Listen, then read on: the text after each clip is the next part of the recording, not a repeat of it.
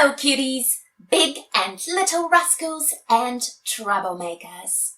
We are continuing our reading of The Snow Queen by Hans Christian Andersen.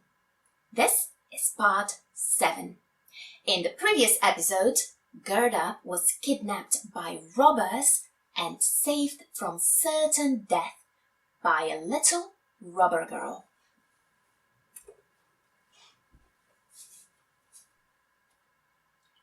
The little robber girl was as big as Gerda, but much stronger. She had broad shoulders and darker skin. Her eyes were quite black, with almost a melancholy expression. She put her arm round Gerda's waist and said, "They shan't kill you, as long as I don't get angry with you. You must surely be a princess." "No," said little Gerda, and then she told her all her adventures and how fond she was of Kai. The robber girl looked earnestly at her, gave a little nod, and said, "They shan't kill you. Even if I am angry with you, I will do it myself." Then she dried Gerda's eyes and stuck her own hands into the pretty muff, which was so soft and warm. At last the chariot stopped.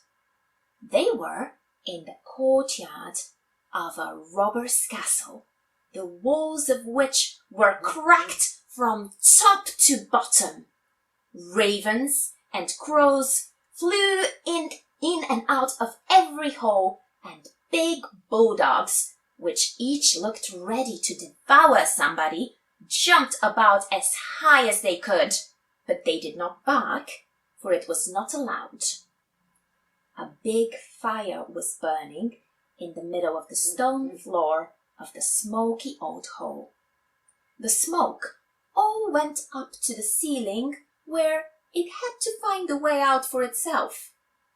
Soup was boiling in a big cauldron over the fire, and hares and rabbits were roasting on the spits.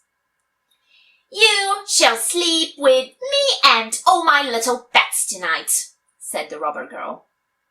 When they had something to eat and to drink, they went along to one corner, which was spread with straw and rugs.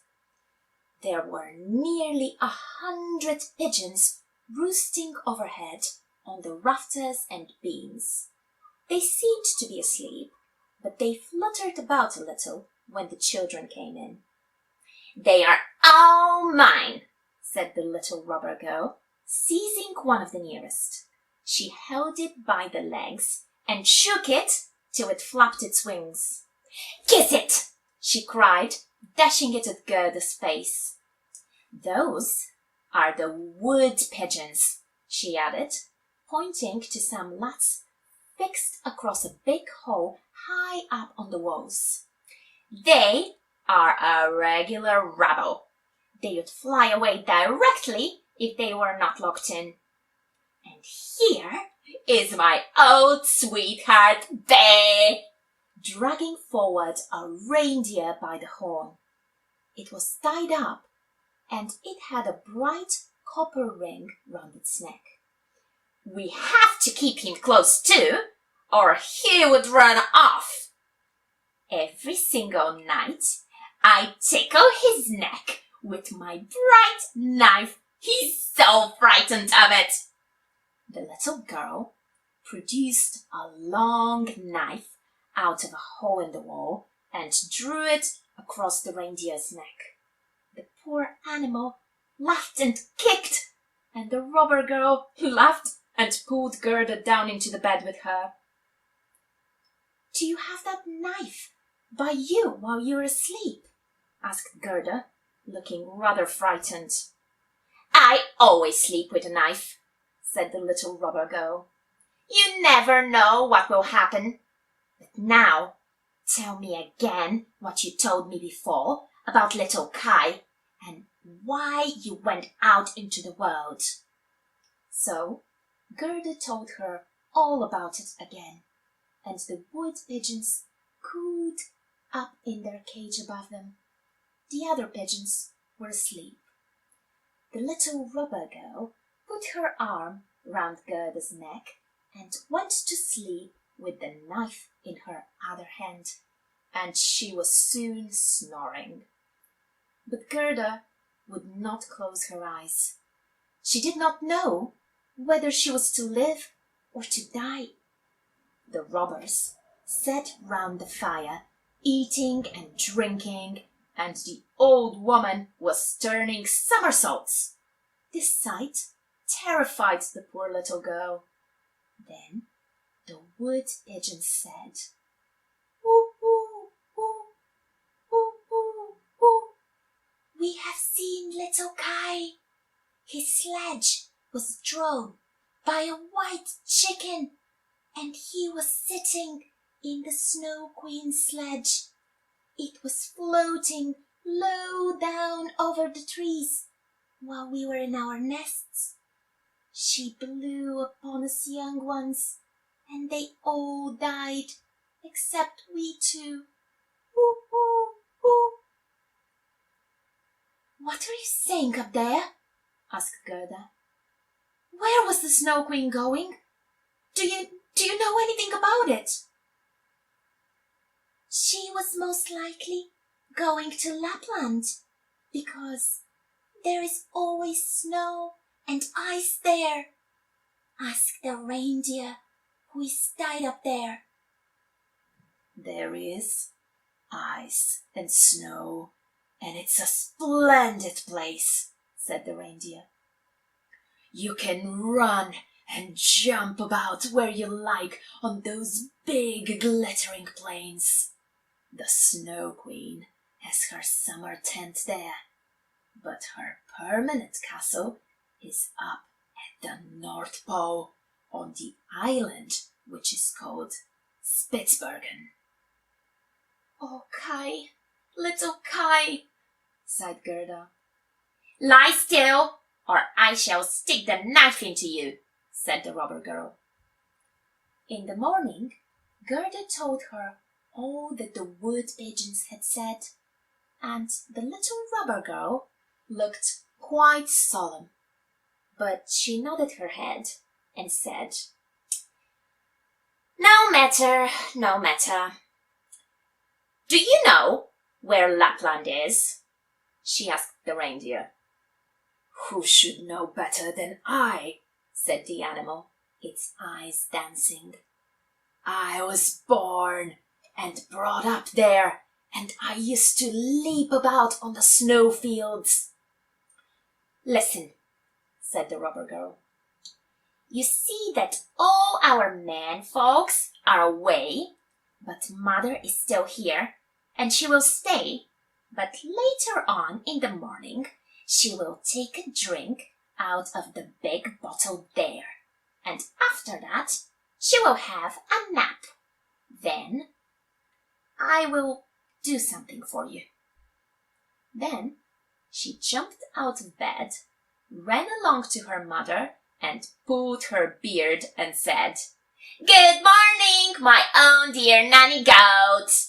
And her mother flipped her nose till it was red and blue, but it was all affection.